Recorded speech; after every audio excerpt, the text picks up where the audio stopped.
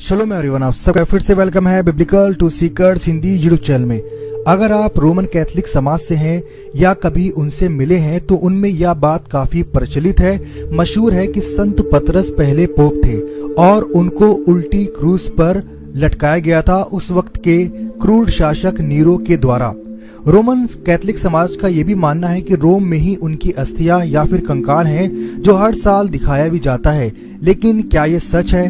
आज हम इन तमाम फैक्ट्स को जांचेंगे कि क्या हिस्टोरिकल फैक्ट हैं, क्या रोम के इतिहास में कोई ऐसी गवाही है जिससे यह अंदाजा लगाया जा सके कि संत पतरस के अंतिम दिन रोम में गुजरे थे। ये सब कहानियां हैं या फिर इसमें सच्चाई भी है? तो इसके लिए हमें चलना होगा रोम, इन तमाम पहलुओं को जांचने के लिए। क्या ये ट्रूथ है या फिर एक कल्पना है जिसमें कई लोगों को सिर्फ धोखा दिया जा रहा है? एक बार फिर मैं आपको बता देना चाहता हूं कि जिन्हें पतरस या पीटर बोलते हैं उनका असल नाम शिमोन था, लेकिन उनको मसीह ने अरामिक शब्द पतरस की उपाधि दी, अर्थात चट्टान की, जिस पर वह उसकी कलीसिया को खड़ा करेगा, जिसके हाथ में स्वर्ग की कुंजियां होंगी। ये बात शायद रोमन कैथोलिक चर्च को ज्यादा समझ आई और उन्होंने इसके आधार पर ही रोमन कैथोलिक समाज के पहले पोप का खिताब पतरस को दे दिया और उनका अंतिम समय रोम में बीता इस कहानी को बनाया। अब हम चलते हैं रोम में, जहां बोला जाता है कि संत पतरस की कब्र है और जहां उन्हें क्रूस दी गई थी नीरो रोमी शासक के द्वारा करीब 64 एडी में। रोम में कथा कहानियों के अनुसार बताया जाता है कि पतरस और पौलुस ने एक साथ इस स्थान पर जेल काटी थी जिसका नाम ममेटेनियम जेल है। ममेटेनियम जेल के विषय में करीब 600 ईस्वी में लिखावटी दस्तावेज मिलते हैं जिसमें यह कहा जाता है कि पतरस व पौलुस ने यहाँ पर जेल को काटा था। इसमें एक बहते जल का सोता भी है और रिवाज के अनुसार माना जाता है कि इस बहते जल के सोते से ही दोनों संत कैदियों को जो विश्वास लाते थे बपतिस्मा देते थे।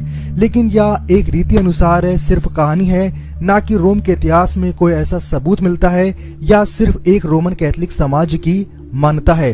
फिर अब हम अपिया नामक एक सड़क का किस्सा सुनेंगे जहां माना जाता है कि रोमन कैथोलिक समाज के अनुसार नीरो के सैनिक ने पतरस को पकड़ा था। और दूसरी बात इसके विषय में है कि रोमन इतिहास के रिसर्चर नीनो कार्बोन यह बताते हैं कि इस सड़क पर ही संत पतरस को मसीह ने दर्शन भी दिया था और यहाँ पर पतरस ने उन्हें बोला था कि हे प्रभु तू कहाँ जाता है। और फिर इसके बाद में चर्च ऑफ डोमिनो क्योवादिस नामक एक स्थान है जहां पर संत पतरस गए थे और उन्हें प्रभु का मतलब कि मसीह का दर्शन हुआ था, ऐसा रोमन कैथोलिक मान्यता में कहा जाता है। मैं आपको बताना चाहता हूं कि डोमिनिकोवादिस का मतलब होता है प्रभु तू कहां जाता है, जो कि इस चर्च का नाम भी है। इस चर्च में अंदर ही आते एक पत्थर मिलता है जिसमें यह मानता है कि इस पर मसीह के पैरों के निशान है। मसीह ने इस पर खड़े होकर के पतरस को दिव्य दर्शन दिया था और मसीह ने बोला था पतरस को मैं फिर से सलीब पर चढ़ने वाला हूँ। रोम में तो पतरस ने यह सोचा कि यह हो सकता है कि मुझे रोम में सलीब दी जाएगी। जब पतरस वापसी कर रहा था इस रोड पर तो उसको नीरो के सैनिक ने पकड़ लिया और फिर उन्हें उल्टी क्रूस दी गई। मैं आपको बताना चाहता हूँ कि यह पत्थर जिसमें पैरों के निशान है इसका कोई ऑथेंटिक सबूत नहीं है, पर इतिहास का नीनो कार्बोनो ने बताया कि ऑथेंटिक पत्थर संत सेबेस्टियन चर्च में है।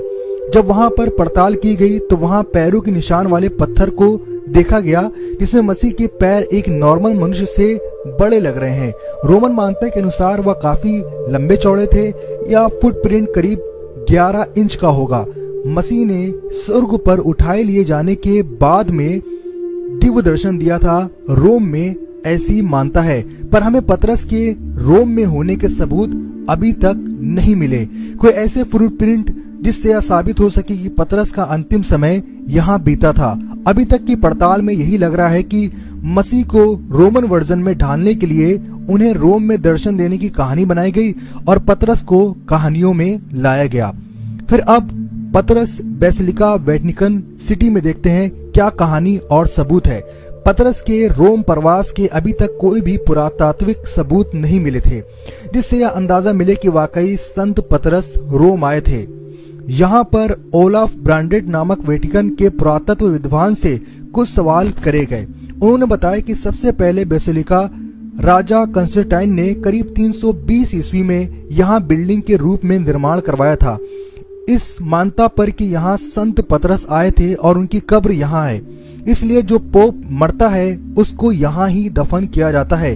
लेकिन सन 1939 में एक बड़ी जबरदस्त घटना घटी।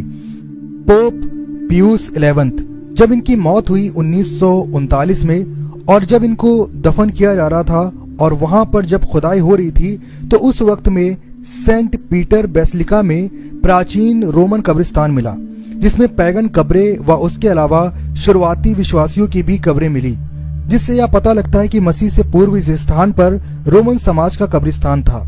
यहाँ पर एक रहस्यमयी कंकाल भी मिला जिसको पतरस का कंकाल बोलते हैं, और यहाँ पर 147 ईस्वी का एक ग्रीक में लिखा पत्थर भी मिला, जिसके मायने दो हैं। एक तो यह है कि पीटर यहाँ पर है और दूसरा है रेस्ट इन पीस।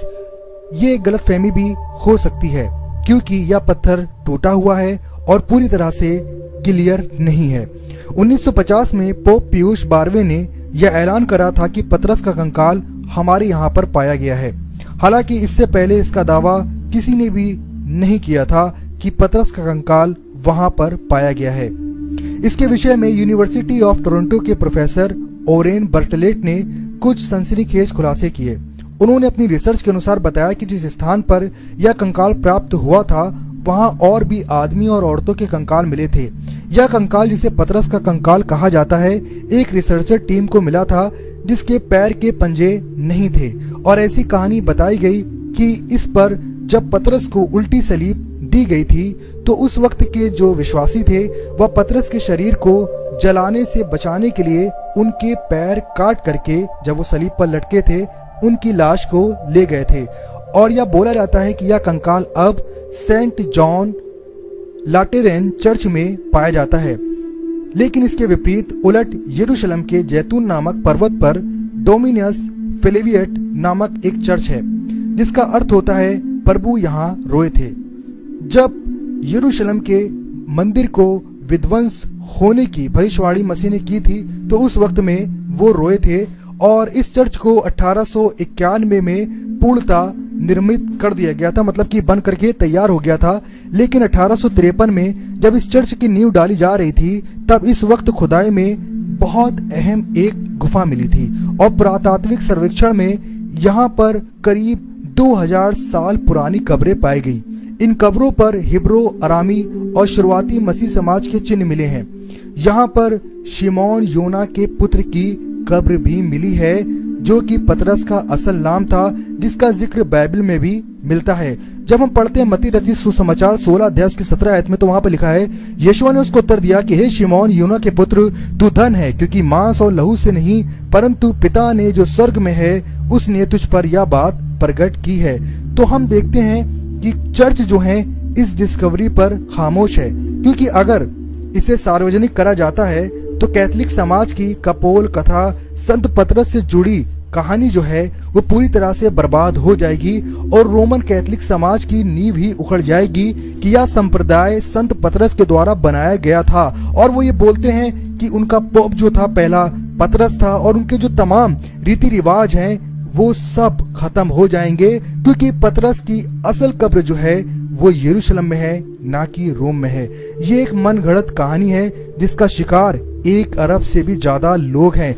रोम का कोई भी इतिहासकार यह नहीं मानता है कि इतिहास के अनुसार पतरस पहली सदी में रोम आए थे। इस वीडियो को ज्यादा से ज्यादा शेयर करो ताकि लोगों की आंखें खुले और वह इस झूठ से बाहर निकले कि वो किस तरफ जा रहे हैं। वो एक ऐसे समाज को फॉलो कर रहे हैं जिसकी नींव है झूठ। आपने देखा, कोई भी सबूत नहीं, सिर्फ एक कहानी है, एक कल्पना है, जिसके आधार पर यह बात बना दी गई कि संत पतरस पहले पोप थे और रोमन कैथलिक समाज संत पतरस का बनाया हुआ समाज है, वो कलीसिया है जो कि मसीह की है।